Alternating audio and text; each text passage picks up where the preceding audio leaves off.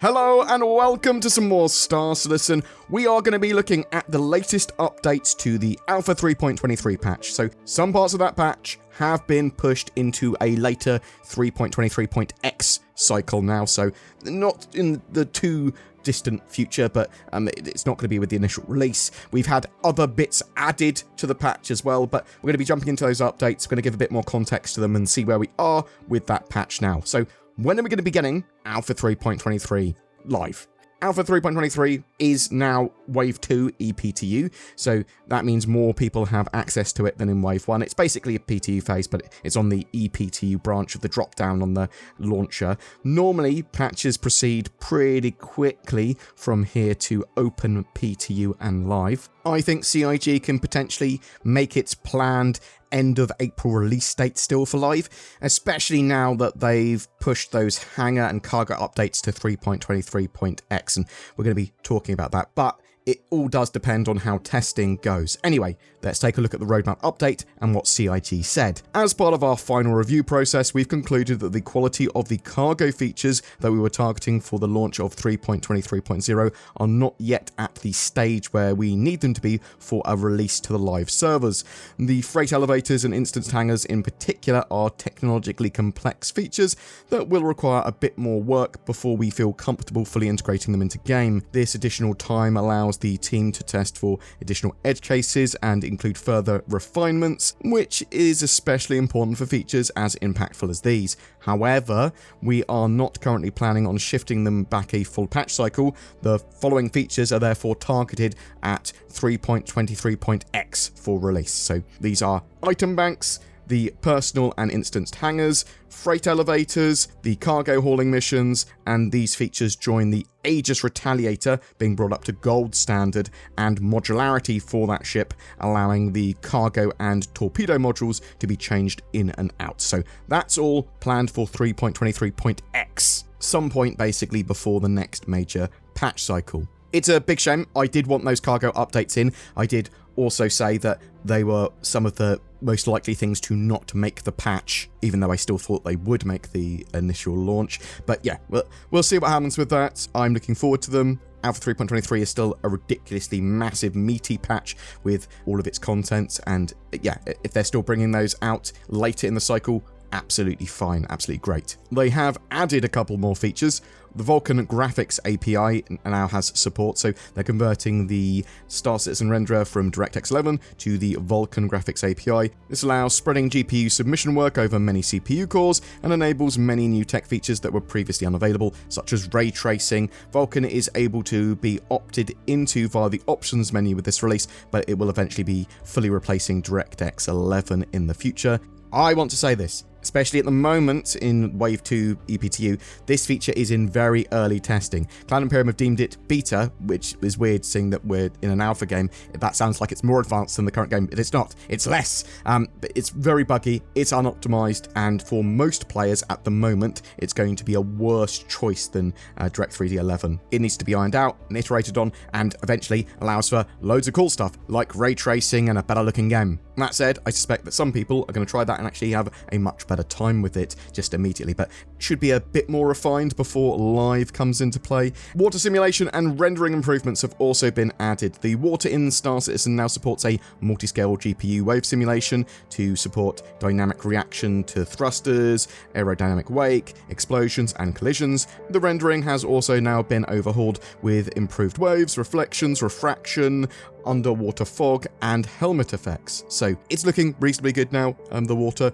it looked pretty bad early Evocati phase, but they've improved that significantly and sort of refined it. Cloud Imperium have now also confirmed for the initial release of the patch pretty much every other feature we were expecting to come in. So this is the Mobiglass visor and lens rework, the FPS loot screens, map and unified star map and mini-map systems, player interaction experience, EVA Tier 2, master modes, and a ton of ship-related updates and combat stuff, Copian dogs and Marok birds, creature hunting missions, load of stuff for Arena Commander with experimental engineering mode, Grav Royale with new arenas and tracks, custom lobbies, Miners Lamenta new ship level, also the new character customizer, dynamic crosshairs, the reputation hostility updates.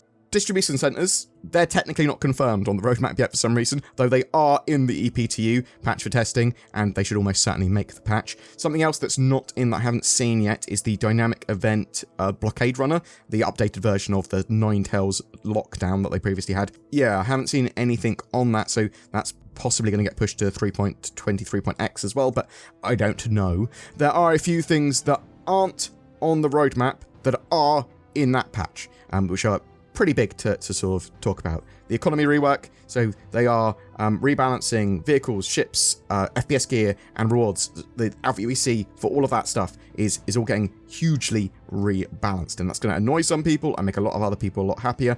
Obviously, I do not want Alpha UEC to be super easy to come by and be able to just solve all your problems very quickly and easily after like a week's play. Go, I could buy everything! But conversely, I don't want it to be so hard to grind for ships that you're just like, ugh, I have to buy them with real money or something. CIG have also been teasing, since CitizenCon, some new ships and vehicles, but new hover bikes have been teased. They recently showed off some handlebars of this. It's rumoured that there's a couple of Murai Pulse, or the Murai Pulse series of jet bikes will be in the 3.23 initial release. There could also be some other ships and vehicles or variants as well, but it's also quite possible that CIG will hold on to any more until Fleet Week in May. There's a big Xeno threat update. That's one of the things that the Overdrive event has been leading up to, but this includes new cargo and some extra little bits, some quality of life improvements, and Idris boarding as part of the final phase. They're sort of giving the Idris a full interior. They tested this a while ago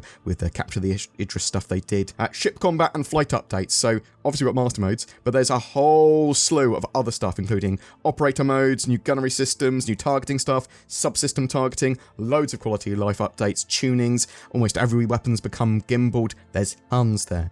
There's an FPS combat refactor as well, quality of life updates, loads of weapons getting rebalanced, streamlined, various Squadron 42 features being brought across, ammo repooling and grabbing ammo from your backpack. There are Pirate Swarm updates with a Bengal carrier assisting you in the final wave. There's resolution upscaling with TSR and DLSS. If you are so inclined, that should potentially give you a load more frames, but it's they're still ironing this stuff out. There's the replication layer and server crash recovery, so that's absolutely fantastic. Obviously sets the scene for server meshing, but server crash recovery means that, oh no, I've 30k'd. I haven't 30k'd. I wait a little while, and the server will recover. That's the idea there, so that's kind of quite cool. There are loads of default key binding changes, and they're still working this stuff out, and obviously they're trying to come up with a unified, simplistic one for Squadron 42, and then they want to bring that to the Persistent Universe, and then add the extra stuff that you need in the Persistent Universe onto that as well. There's lots of other little bits and features that will turn up to that might be later revealed. So that's your Alpha 3.23 patch. It's massive. Bit of a shame about cargo and the hangar stuff, but it's not going to be in the too distant future. It's 3.23.x. That could be as soon as May. Obviously, we've got Fleet Week coming and that sort of stuff in May as well, and the Xeno threats are almost certainly going to be run there. In a little bit of a sidestep in some other news, premium CitizenCon tickets have now sold out. There are only a few hundred of the standard ones left, and I'm going to be going to CitizenCon. I hope to see you there on the 19th/20th of October. It's been 5 years since my last CitizenCon attendance. Zin's going to be there as well. And I'm expecting lots of Squadron 42 focus, but that's just me. I'm interested to know what you think. That's it for your updates today. What are you thinking about these changes to the Alpha 3.23 patch? Are you disappointed that we're not getting freight elevators, the cargo hauling missions, the instance personalized hangars, sort of customization of that, item banks in that initial release? Or are you like, that's absolutely fine. There's so much in 3.23. Just get it out the door, add those extra bits in a little bit later. What sort of features are you looking forward to in 3.23? Because there is absolutely tons there, and some of those FPS and ship changes that they've made do try to bring it to a modern gaming standard with a lot of the stuff. They are trying to make it feel like a much more refined experience. Now, we'll have to wait and see whether that translates well into players' hands for the live build, and hopefully there's not going to be any major issues like we had with 3.18. Please tell me what you think is going on, if you're expecting any other ships to turn up, what you'd like to or expect to see, all that sort of jazz. Whatever your questions or thoughts, I would love to hear from you in the comments below. Welcome to Jurassic Park. You want to see the wonders of the internet and protect yourself online? Come to Jurassic Park with the link nordvpn.com/BoredGamer, or click the ones below. They do move in herds. Nord was so preoccupied whether or not they could, they didn't stop to think if they should. Not only do you get big savings with that link, but also top-tier encryption and servers with no limits or borders. I want to be from sunny old England. I don't know why I'm doing an English accent, I am English. Or on the Isle of Newburgh, wherever Jurassic Park's set, then you can. You can be a clever girl. But remember, you didn't say the magic word. I can't remember any other Jurassic Park quotes. Get NordVPN today. Every month we have a ship giveaway. For April, we're giving away a Hornet F7C Mark II, that latest medium fighter. It also comes with a lifetime insurance and a game package, so you can play Star Citizen, bam, just with that. It's all you need to play. And if you get involved with the Overdrive Initiative missions, you may be able to upgrade that to an F7A Mark II. Just comment on any of my videos made during the month to be in for a chance of winning that. Every video is effectively another chance to win.